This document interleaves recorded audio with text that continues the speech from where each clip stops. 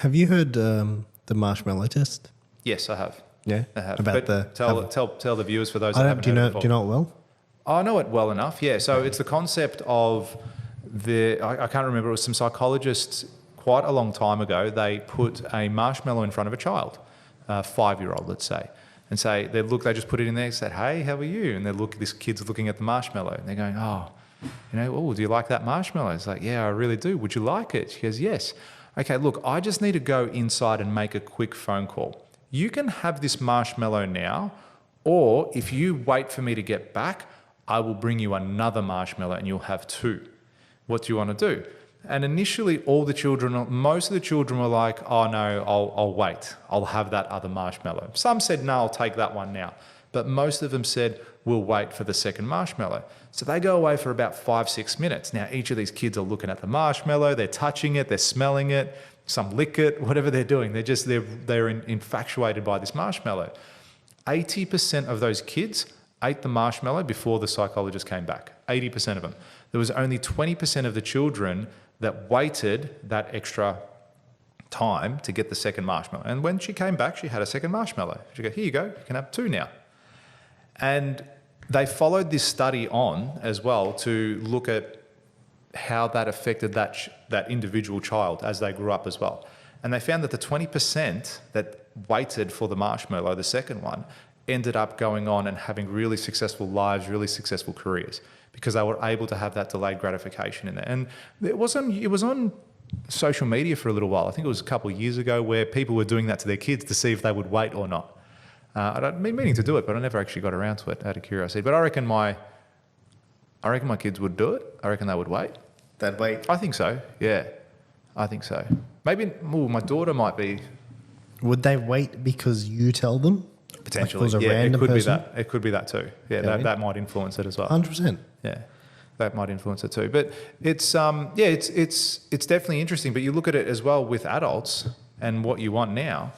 Like how easy is it to go and put a brand new pair of shoes on a credit card? How much credit card debt is there in this country? It's huge. There's no delayed gratification. They're like, oh no, it's not your money. Well, as in saving up first. Yeah, like when do you ever hear about lay-by?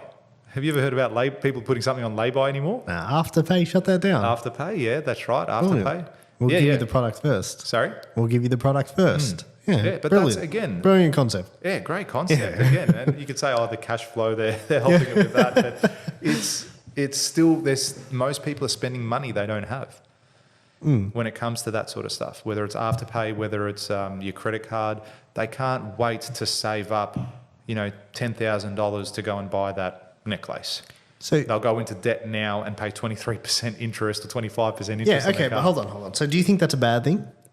In what regard? Just in general, do you think that is not good that they do that? Yeah, most of the time. It depends on what, as in to use the credit card to buy something to get a loan, to get a car. No, it depends. It depends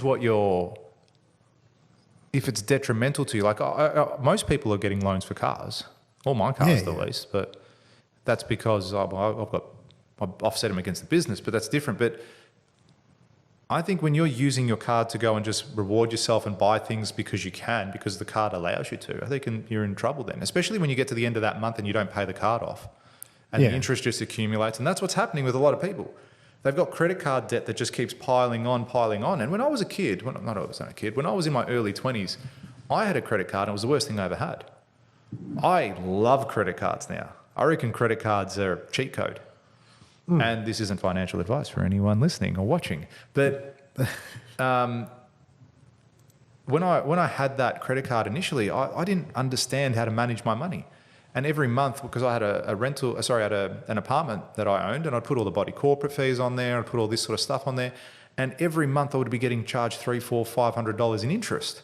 And it's like I'd put some money on the card, but the card was never going down because I was just paying off interest at ridiculous rates. Paying the bank. Yeah. It would have been cheaper for me just to go and get a personal loan, pay for those things at 2-3% as opposed to paying 25% on the card each time. So I didn't understand that concept. Yeah.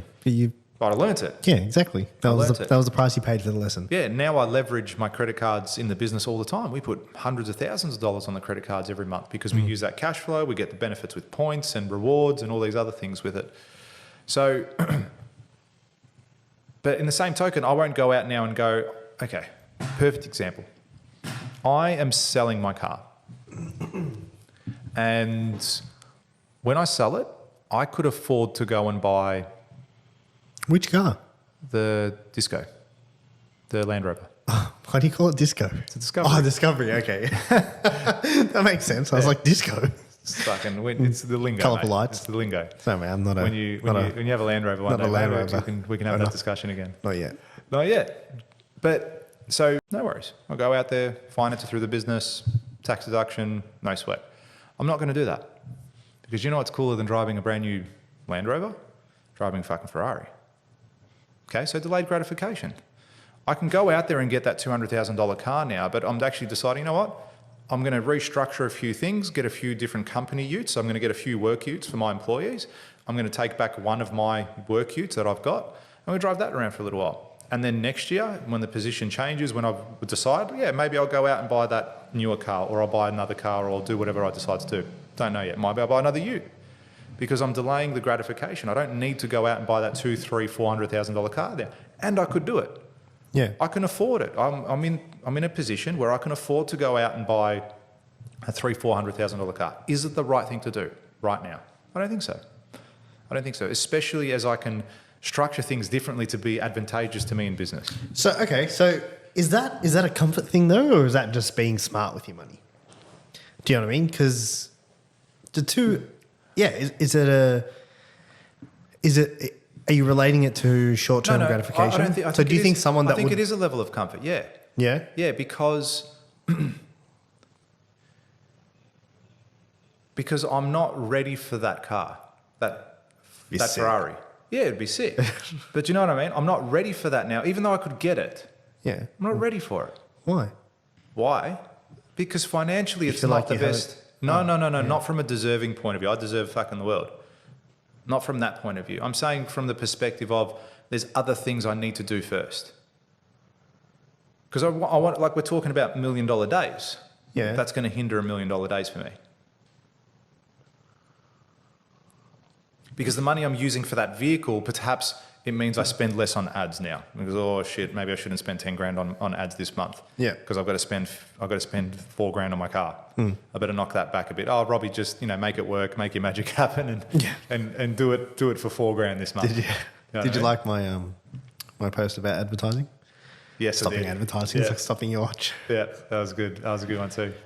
Well, I commented on one of them today. Did you see that one? But that's right. You go, most people are asleep. Yeah. And I said, don't wake them up.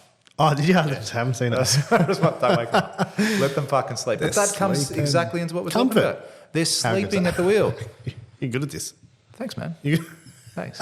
But they're sleeping at the wheel. They're Oh, fucking don't realise it. 100%, dude. Can I just tell you guys, if you're listening to this right now, which I know there's so many people listening to this. Thousands of relatives. Relatives. My mum's downloaded this Yeah. 15,000 times and just Biggest that's fan. how we get the ads. That's how we get the views up. Biggest fan. Where was I going with that? Shit. I don't know, but I got a great story. Don't say it because I'm about to say that. What were we saying? Shit. We're we just talking talking about people being asleep. They're asleep at the wheel. Oh, yes. Sleep I at know the where I was going with that. One of the things that you can do to achieve the things that you want to achieve these days is just simply being consistent. Be consistent and disciplined. And you will just work a little bit harder than everyone else. It's not fucking hard. People are not working. Oh, people are not doing anything, People are not dude. working. Yeah. It's so easy. It's so easy not to work these days. But Have you heard the So if you like this clip and you want to watch another one, click just over here. Or if you want to watch the full episode, you can click over here. Don't forget to subscribe to the channel and thanks for watching.